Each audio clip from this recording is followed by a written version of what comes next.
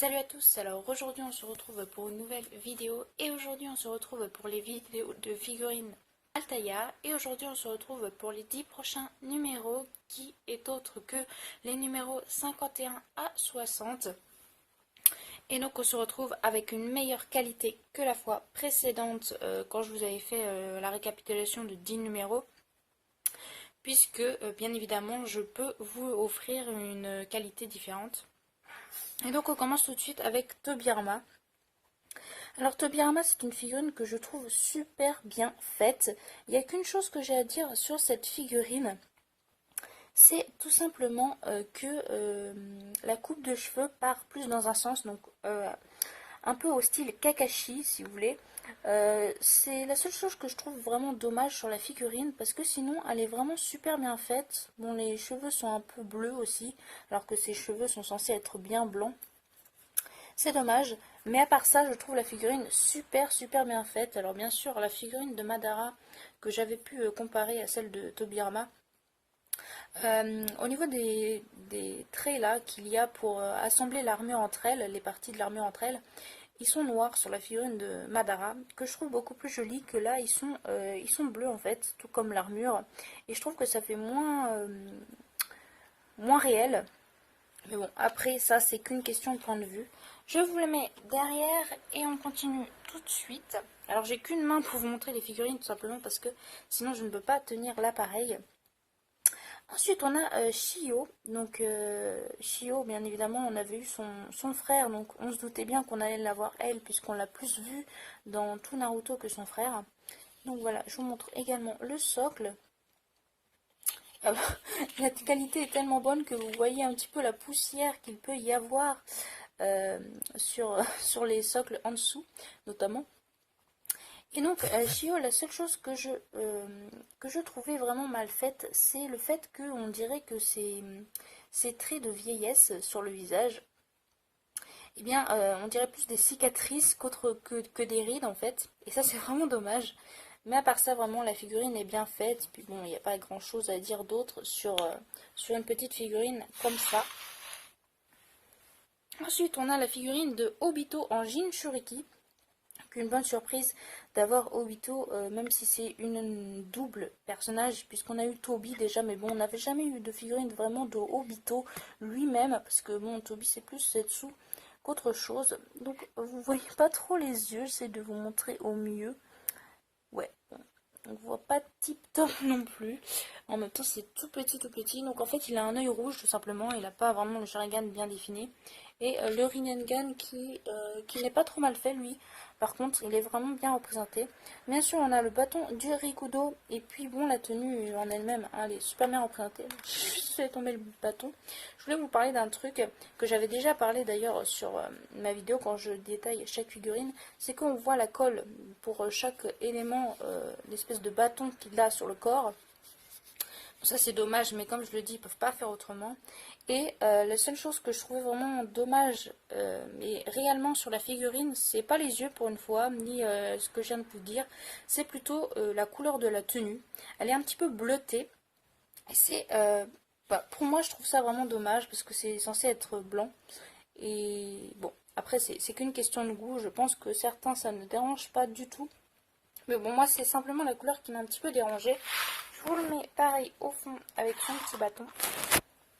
Et on passe tout de suite à l'autre figurine qui est celle du Raikage.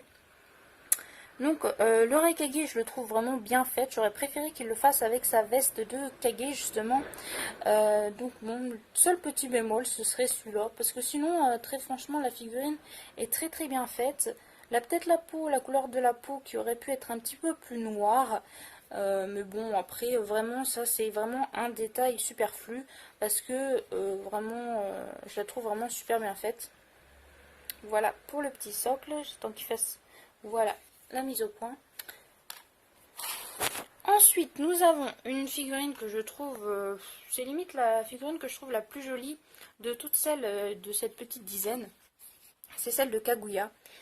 parce que je la trouve juste excellente. Alors certains n'aiment pas son visage. Bon, c'est vrai que le visage n'est pas super bien représenté, mais moi j'ai juste adoré qu'il fasse Zetsu dans la manche. Je trouve que l'idée, je me disais justement que s'il faisait Kaguya, j'espère qu'il y aurait Zetsu dans la manche, et j'étais trop contente quand j'ai vu qu'il était vraiment là, pardon.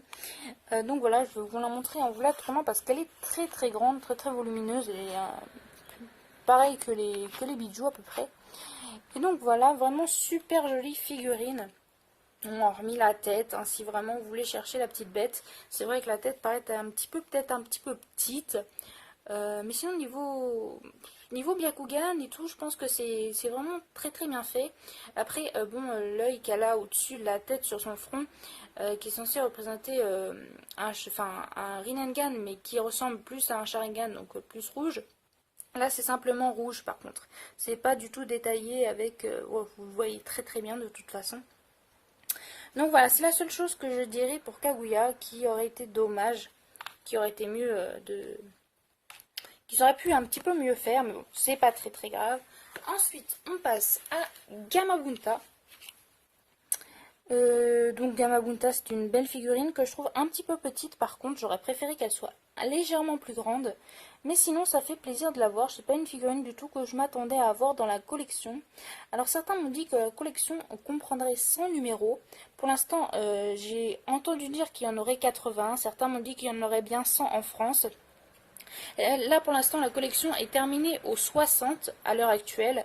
Et je pense qu'ils vont faire une petite pause avant de sortir les autres parce que ça fait presque un mois déjà qu'on n'a pas eu d'autres figurines d'Altaïa qui sont sorties depuis la 60.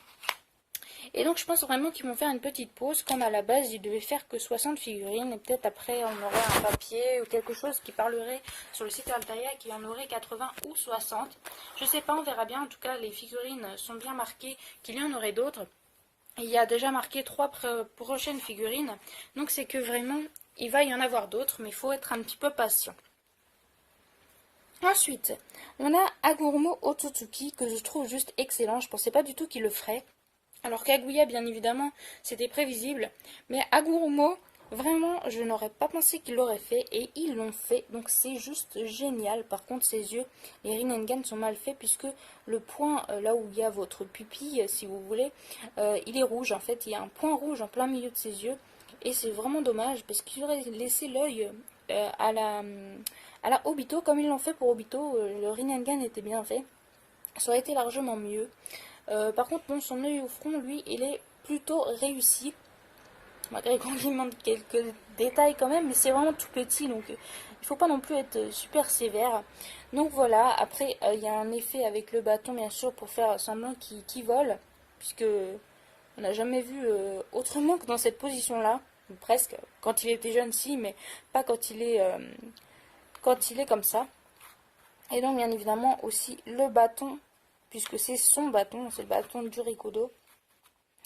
Voilà, la seule chose que je dirais qui aurait été mieux, c'est qu'il y ait les petites boules des orbes de démons tout autour de lui, comme il y a sur cette illustration où on le voit dans cette position-là. Ça, c'est vraiment dommage. Mais très franchement, pareil, c'est qu'un détail. Et franchement, les figurines que nous offre Altaïa sont vraiment d'une qualité, je trouve, exceptionnelle pour le prix qu'elles coûtent. Je dis bien pour le prix qu'elles coûtent. Et que franchement, c'est très agréable de voir des figurines qui ne sont pas communs aux autres collections qu'il peut y avoir. Donc ensuite, on a celle de Naruto Uzumaki, donc en mode QB, sans la cape cette fois, parce qu'on avait déjà eu une forme comme ça de Naruto, mais il avait la cape. Ça, c'est la toute première fois qu'il arrive à contrôler Kurama, il est comme ça. La cape, ça vient bien après. Pendant la Grande Guerre, il me semble. Et donc là, je vais pouvoir vous montrer aussi bien le visage que je n'avais pas pu vous montrer la première fois. Voilà. Sa tête est faite pas avec des traits noirs comme il y a souvent sur les figurines, comme sont représentées, mais avec des traits orange foncé. Voilà. Et c'est vraiment, ça représente bien l'aura, je trouve. Pour faire une aura en figurine, c'est pas simple. C'est pas des versions que j'aurais aimé avoir en figurine. Bon, maintenant c'est fait. J'aurais préféré largement qu'ils fassent d'autres personnages que des personnages qu'on a déjà en figurine, mais qu'ils fassent d'autres versions. Voilà, je trouve ça bof. J'aime bien faire beaucoup de versions de personnages différents dans mes cosplays, mais en figurine, surtout quand c'est pas des personnages que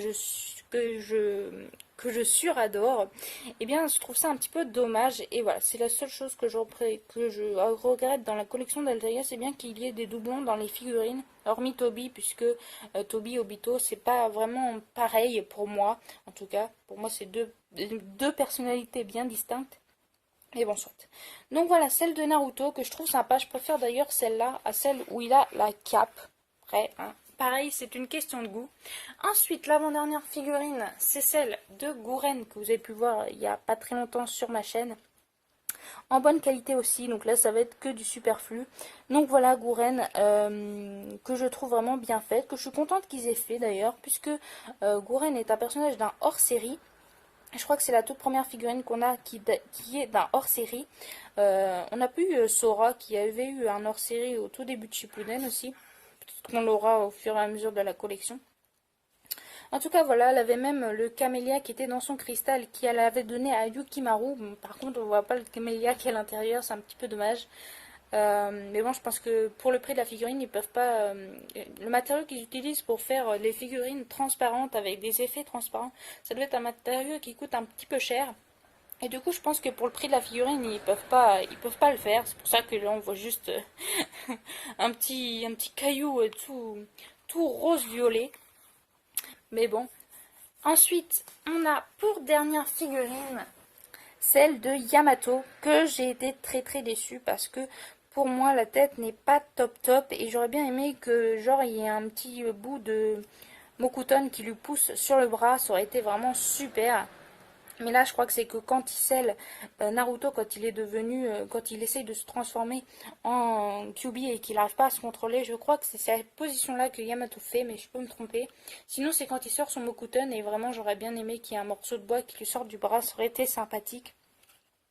Donc voilà pour Yamato, la seule point positif que je trouve sur cette figurine, après hein, chacun ses avis, c'est le fait que sa tenue soit bien bleu marine et non pas noire comme certaines figurines qu'on a pu avoir de cette tenue-là, d'autres personnages, d'autres sensei.